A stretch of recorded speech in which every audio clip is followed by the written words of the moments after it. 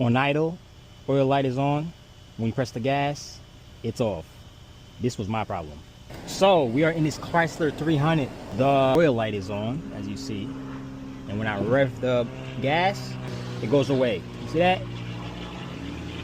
It goes away. When I let go, it comes right back. So that's most likely your oil pressure switch. My engine light is on too, so that's another code. I hope it's not the oil pump, because that would suck.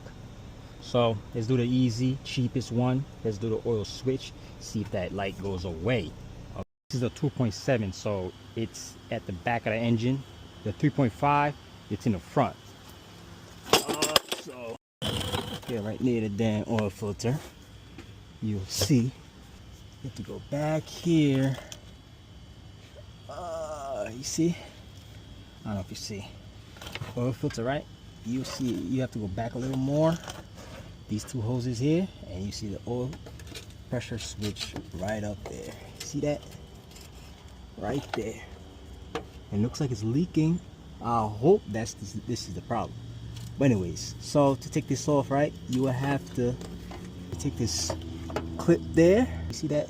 It got pushed out. Then take the connector, push it back like that. All right, now let's get the 27 mil and try to get in there. 27 mil socket, make sure it fit. Boom. Now we're gonna go in there and loosen the old one. Make sure your engine is cool when you do this, because you ain't trying to burn yourself.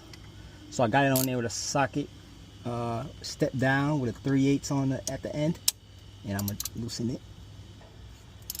Okay, got it loosened. Damn.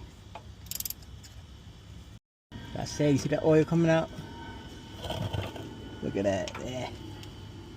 It's the old one right here. I hope this is the culprit. I hope. And let's get the new one. Let's wipe this down first. Dirty shit. If you want a closer look at it, this is the hole. This is it right there. You see the hole? That's the hole for the oil pressure switch. Now, put the new one in the same hole. I got it in the hole. Spin it with my finger first, then I'm gonna start using the ratchet. You don't have to gorilla tighten it, because some thread's gonna poke out of this thing. So go until it goes like type snuggish, and just leave it as that.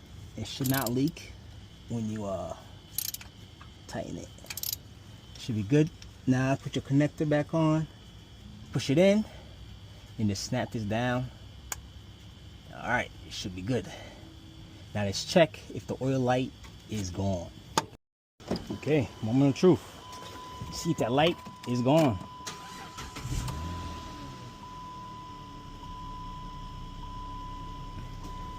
Oh, let's wait a little while, see if it turned back on, because sometimes it takes time to turn on. Hey, it's been a good 30 minutes now, so it's still off. So we figured the problem. The problem was the oil pressure switch.